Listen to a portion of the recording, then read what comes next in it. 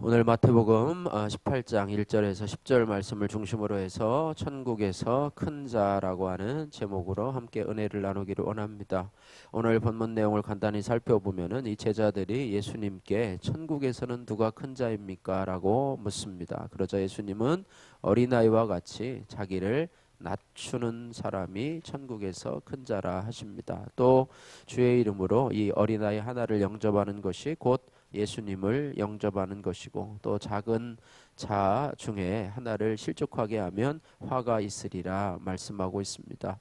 바라기는 저와 여러분들이 이 땅에서 큰 자도 되고 또 천국에서 큰 자가 되기를 주님의 이름으로 축복합니다. 그러면 이 천국에서 큰 자는 어떤 자입니까? 첫 번째는 이 어린아이와 같은 자라 말씀하고 있습니다. 1절 말씀에 보니까 제자들이 천국에서 누가 큽니까? 라고 예수님 앞에 질문하는데요. 그 질문은 겉으로 보기에는 참 그럴듯해 보입니다. 영적으로 보이기도 하고 좋은 질문 같아요. 그런데 이 질문을 파고 들어가 보면 예수님과 함께 이 변화산에 같이 간 제자들과 같이 가지 못한 제자들 사이에 존재하는 우열의식을 반영하고 있습니다. 나는 거기에 주님과 함께 있었기 때문에 나는 큰 자이고 못 간 자는 천국에서 좀 작은 자가 아닙니까? 나는 좀 큰 자가 아닙니까? 라고 하는 하나님 앞에 인정받고자 하는 그런 우월의식에 있는 그런 말이라고 하는 것이지요.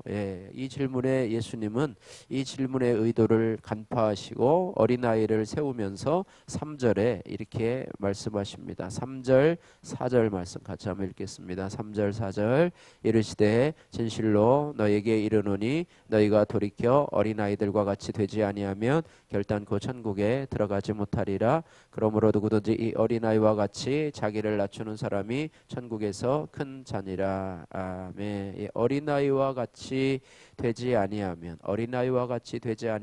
결단코 천국에 들어가지 못하리라. 그럼 어린아이와 같이 어떻게 되느냐? 누구든지 이 어린아이와 같이 자기를 낮추는 사람이 천국에서 큰 자니라 이렇게 말씀하고 있습니다.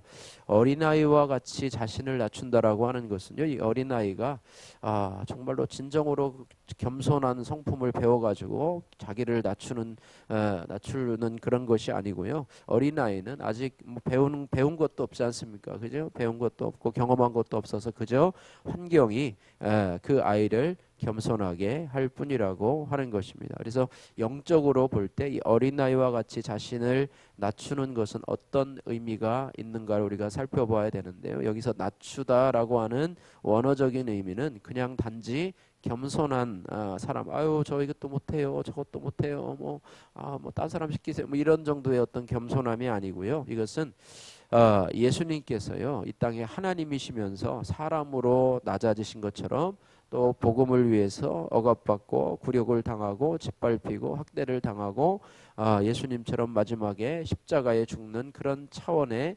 겸손함을 의미하고 있습니다. 다시 말하면 이 땅에서요 우리가 예수 믿고 우리 나름대로의 십자가가 있지 않습니까? 그죠? 내가 짊어지고 가야 할 십자가, 그죠?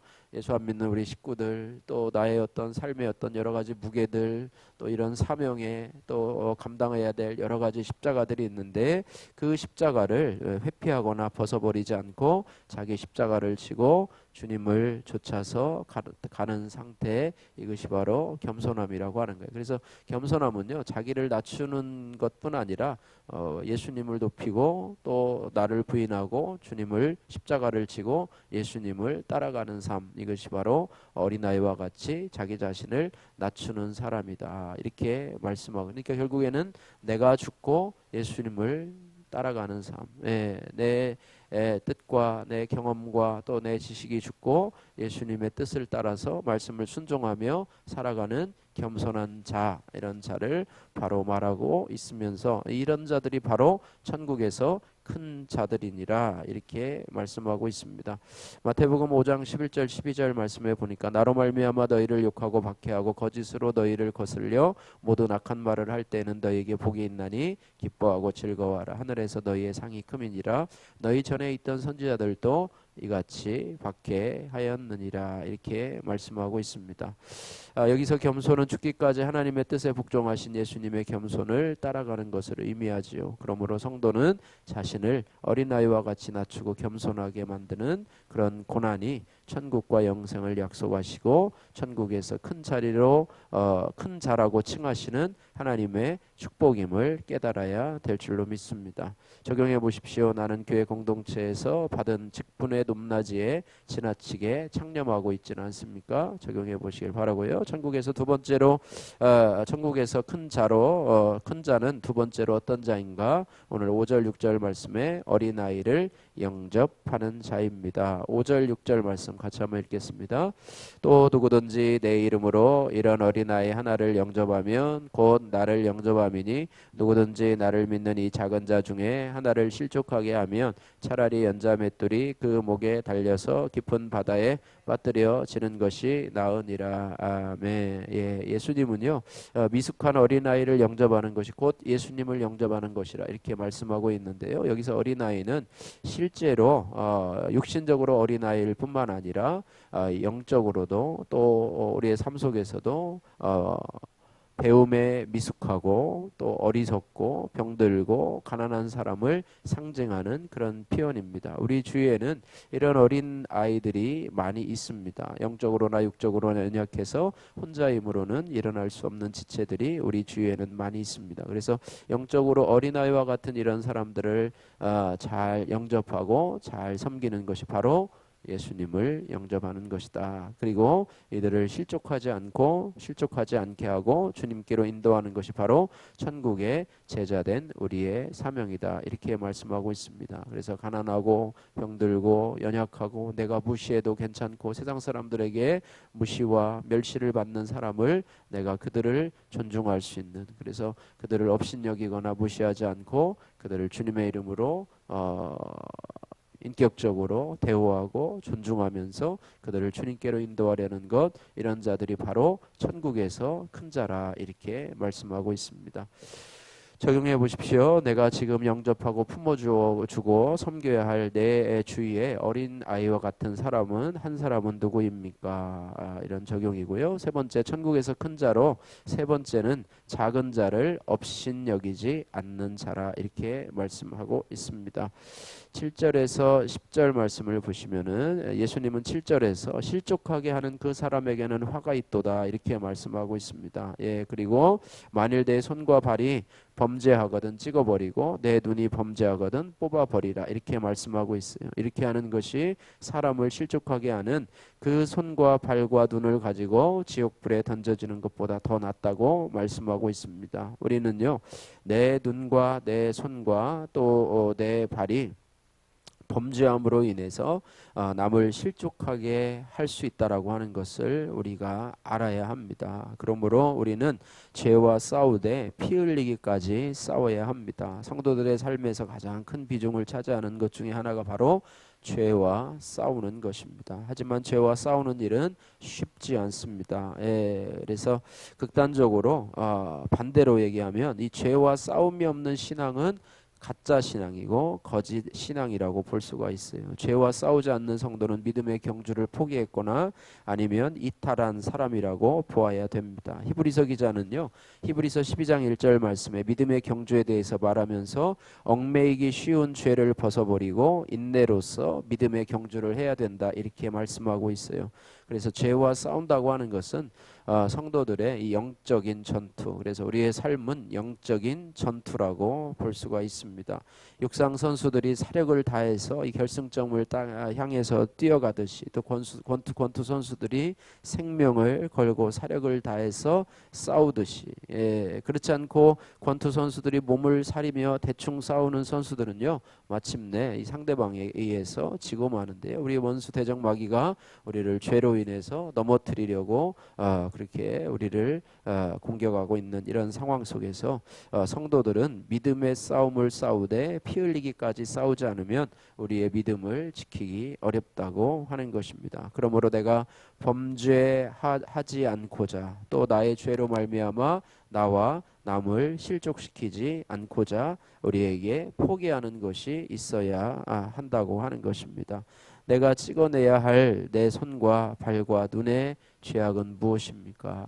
여러분 어떤 사람들이 이걸 문자적으로 적용해 가지고 막 손을 잘라내야 되나 뭐 이렇게 막 흉악하게 얘기를 하는 것이 있는데, 내 손이, 그죠? 내 손이 죄를 범하는 것, 또 내 발, 내가 걸어가서, 그죠? 내 발이 어디로 걸어가서 죄악의 장소로 걸어가서 죄를 짓는 것, 또 내 눈이 범하는 것, 육신의 정욕, 안목의 정욕, 이생의 자랑, 이것이 바로요, 우리가 죄 짓는 것이 바로 손과 발과 우리의 눈과 관련돼 있다는 것을 우리가 기억하면서 우리가 포기해야 되는 것이 있어야 돼요. 우리가 주님 앞에 거룩하게 살려면요, 세상 쾌락도 즐기고 또 뭐 하나님 앞에 경건하게도 살고, 그죠? 세상에서도 재미지게 살고 또 교회에서 믿음 생활도 잘, 이런 건 없어요. 그래서 양다리 걸치기가 아니라 우리가 하나님을 선택하면 하나님을 위해서 세상을 포기하고 세상 재미를 포기하고, 뭐 그렇다고 뭐 맨날 뭐 경건하게만 살라는 건 아니지만은요,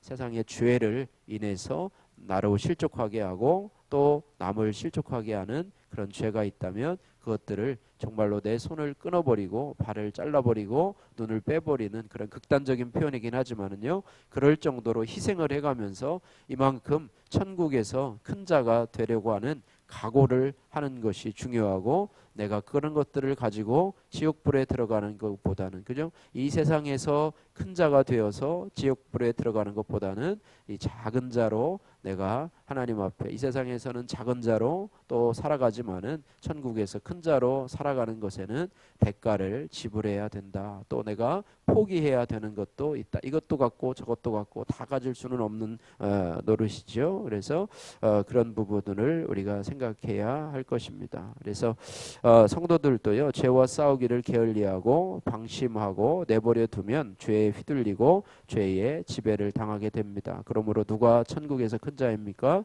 내가 무시해도 좋을 작은 자, 즉 어린아이와 같이 낮아진 사람을 업신여기지 않고 섬길 수 있는 사람이지요. 이런 섬김이 세상 사람들의 눈에 보기에는 어리석어 보이지만 하늘에 계신 아버지께서는 인정해 주시고 천국에서 큰 자로 세워주십니다. 적용해 보십시오. 내가 찍어내야 하는 손과 발과 눈이 행하는 죄는 무엇입니까? 그렇게 하기 위해서 내가 지불해야 될 대가는 무엇입니까? 우리의 만남은 우연이 아니야 라고 하는 제목의 천 자매의 큐티인 간증입니다. 저는 믿지 않는 가정에서 태어나 두 집 살림을 하시는 아버지로 인해 외롭게 자랐습니다. 억적같이 일만 하시던 어머니는 절망감에 우울증으로 스스로 목숨을 끊으셨습니다. 행복을 꿈꾸며 시작한 결혼 생활을 이혼으로 끝이 나고 어린 아들과도 헤어지게 되면서 제 인생은 완전히 무너졌습니다. 그렇게 정서적으로 시한부 같은 삶을 살고 있을 때 교회 다니며 두 자녀를 둔 사별남을 만나 재혼했습니다. 이후 저도 교회 다니며 세례받고 예수님을 영접했습니다. 그러나 재혼 생활은 녹록하지가 않았습니다. 죽을 것 같은 환경에서 구속사의 말씀이 들리니 이혼으로 어린 아들을 실족하게 한 죄인이 바로 저임을 깨닫고 통곡하며 회개했습니다. 그러자 업신여김을 받을 수밖에 없는 저를 하나님은 천국에서 큰 자인 교회 소그룹 리더로 세워주셨습니다. 재혼 생활은 우울증으로 갑작스럽게 사망한 아내에 대한 남편의 상처와 엄마를 잃은 아이들의 아픔으로 인해 실족당하는 일의 연속이었습니다. 어느 날 남편 핸드폰 청구 요금이 많이 나와 알아보니 아들이 호기심에 핸드폰으로 야한 그림을 본 것이었습니다. 이후 선택적 함구증이 있는 아들은 청소년 상담 치료와 교회 소그룹 모임을 통해서 증상이 점점 나아졌습니다. 그리고 눈물을 자주 보이는 딸은 만성 우울증이라는 진단을 받았습니다. 저는 마음이 아픈 두 아이를 품으며 구속사의 말씀으로 해석된 제 어머니의 사건을 이야기해 주었습니다. 그러자 아이들은 제 이야기를 귀담아 들으며 공동체에 잘 속해 갔습니다. 어느덧 준수한 청년으로 자란 아이들은 직장 생활과 진로 준비를 하면서 모두 청년부 소그룹 리더로 아픈 또래 친구들을 살리고 있습니다. 아이들과 한 공동체에서 한 말씀으로 삶을 나누고 성령의 권면을 하며 천국을 누리는 관계가 되게 하신 하나님께 감사드립니다. 이 아이들이 믿음의 결혼을 통해서 영적 후사를 낳을 수 있기를 소망합니다. 적용의 말씀, 매일 큐티 설교 방송을 녹취해서 가족 SNS 대화방에 올리겠습니다. 딸과 아들의 모습을 있는 그대로 인정하며 이야기를 잘 들어주고 공감하겠습니다. 이렇게 적용을 했습니다. 오늘 천국에서 큰 자라고 하는 제목으로 말씀을 나눴는데요. 바라기는 저와 여러분들이 어린아이와 같이 자신을 낮추고 겸손한 자가 되시고, 또한 어리들과 같이 낮아진 자, 작아진 자를 업신여기지 말고 그들을 섬김으로 천국에서 큰 자가 되기를 주님의 이름으로 축복합니다. 특별히 아버지, 나의 끊어야 할 죄가 무엇인지, 찍어내야 될 죄가 무엇인지를 기억하면서 정말 우리가 이 땅을 살아가면서 이 땅에서 큰 자를 소망하는 것이 아니라 천국에서 큰 자를 소망하는 그런 은혜가 있기를 주님의 이름으로 축복합니다. 기도하겠습니다. 살아계신 하나님 아버지, 감사합니다. 땅에서나 천국에서나 큰 자가 되고 싶어하고, 또 나를 낮추고 겸손하게 하는 환경과 사람은 피하고 싶어하는 저들을 불쌍히 여겨 주옵소서. 아직 말씀을 깨닫지 못해 어린아이와 같은 연약한 지체들을 잘 영접하고 섬길 수 있게 하여 주옵소서. 나로 범죄하게 하는 내 손과 발과 눈을 날마다 찍어버리듯이 십자가의 그것들을 못 받고 나의 육신의 정욕과 안목의 정욕과 이생의 자랑을 내려놓고 천국을 사모하며 주님을 향한 구원과 거룩의 삶이 되게 하여 주옵소서. 예수님 거룩하신 이름으로 기도드립니다. 아멘.